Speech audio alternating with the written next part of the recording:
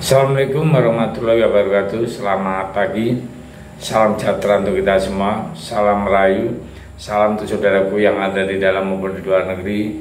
Mudah-mudahan damai selalu. Yang sakit mudah-mudahan cepat sembuh, yang bekerja mendapat rezeki yang banyak dan berkah. Amin. Ada salah satu politikus ya, dari P3, Muhammad Roma Hurmuji, menyinggung soal politisasi bansos menjelang pemilu tahun 2024 yang mengatakan ya, monyet jika dibekali 492 triliun bisa menjadi presiden, apalagi manusia. Betul juga ya. Jadi Roma Hurmuji juga bicara soal kemenangan pasangan capres nomor urut 3 Ganjar Mahfud di luar negeri. Menurut dia, Ganjar Mahfud menang di sejumlah pemilu di luar negeri seperti Amerika Serikat, London, ya, Inggris, Prancis. Hurmuji menilai kalau pemilih yang tidak dapat sentuhan bansos itu murni hasilnya kemenangan Ganjar Mahfud murni dari hati nurani rakyat. Tidak ada embel-embel bansos. Sebelumnya Presiden Jokowi memberikan bansos baru berupa bantuan langsung tunai sebesar 200.000 per bulan dari Januari hingga Maret tahun 2024. Bansos ini dikucurkan dengan anggaran sebesar 11,2 triliun di tengah masa kampanye Pilpres tahun 2024. Bansos diberikan Februari tahun 2024 kepada 18 juta keluarga penerima manfaat. Menteri Keuangan Sri Mulyani mengatakan bansos itu rapel sehingga warga akan mendapat 600.000, namun pada saat penyaluran tidak terlihat Menteri Sosial Tri Risma hari ini yang sebenarnya memiliki otoritas terkait bansos. Beberapa pihak menduga Risma tidak dilibatkan sebagai dampak dari rusaknya hubungan Jokowi dengan PDI Perjuangan. Sebab Risma berasal dari PDI Perjuangan. Bansos inilah yang membuat kubu 02 menang di dalam negeri, karena Jokowi memang menjadi orang paling repot agar kubu Prabowo Gibran menang. Jadi kucuran bansos itu dimanfaatkan untuk menunjang suara dari masyarakat. Nah, sebenarnya ada atau tidaknya Jokowi di kubu 02 tidak akan bisa mempengaruhi elektabilitas ya. Jadi nyatanya ya, kita kalau lihat ya, suara di luar negeri mayoritas memilih Ganjar Mahfud, tapi dengan adanya bansos Prabowo Gibran dalam negeri bisa naik. Bukti lain ya, Jokowi tidak memiliki pengaruh sama sekali ya, terlihat dari hasil hitung cepat Litbang Kompas yang menunjukkan bahwa PSI diprediksi tidak akan masuk ke parlemen karena perolehan suaranya sementara itu hanya 2,84% saja, di bawah parliamentary threshold 4% ya.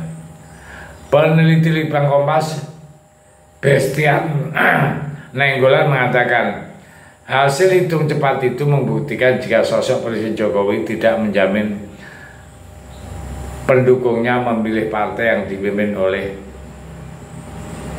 Kaisang Pangarep ya, putra bungsu Jokowi itu. Bestian menuturkan pengaruh Jokowi terhadap PSI tidak sebesar SBY kepada Demokrat tahun 2004. Ia menjelaskan ketika itu SBY sedang berada dalam posisi yang dianggap menjanjikan oleh publik sehingga sukses mendongkrak suara Demokrat. Diketahui Demokrat pada pemilu tahun 2004 berada pada 7,42%, lalu melonjak tajam menjadi 20,85% pada tahun 2009. Ketika SBY sudah 5 tahun berkuasa sebagai presiden, menurut dia situasi ini tidak dialami Jokowi karena mantan wali kota Solo itu baru diasosiasikan dengan PSI di saat dirinya hendak lengser dari jabatan presiden.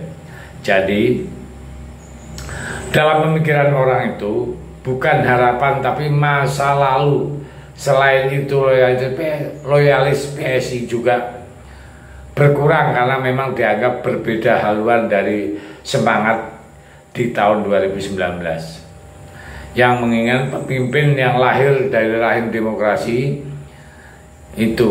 Pucuk pimpinan PSI yang akhirnya mendeklarasikan dukungan kepada Prabowo Gibran membuat sebagian orang keluar kemudian tetap naik dengan PSI ya.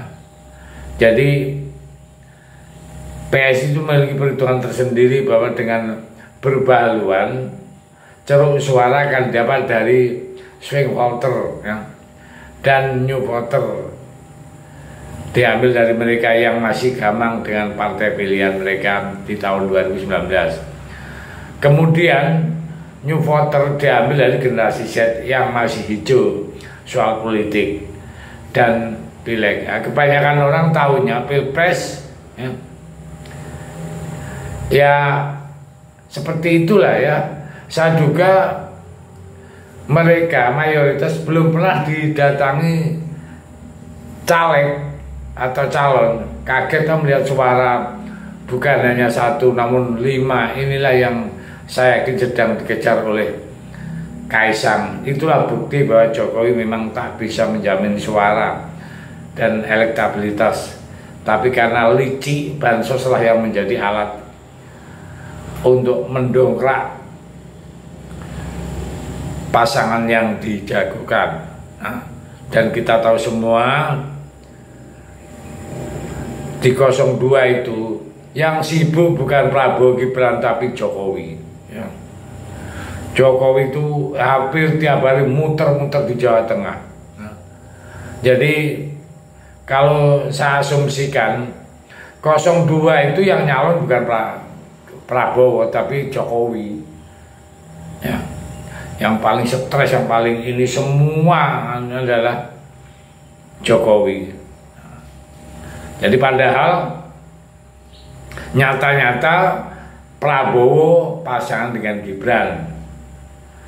Nah, jadi kita sudah paham tahu semua kenapa Jokowi begitu. Artinya Jokowi itu sudah berbeda 180 derajat dengan Jokowi yang kita kenal 10 tahun yang lalu. Jadi sekarang Jokowi sudah tidak mengurus di negara, tidak mengurus rakyat, dari mengurus keluarganya sendiri. Ya, itulah namanya Jokowi sekarang. Makanya dari itu kepercayaan terhadap Jokowi sekarang sudah hambar di masyarakat. Oke, saya pikir terima kasih. Merdeka.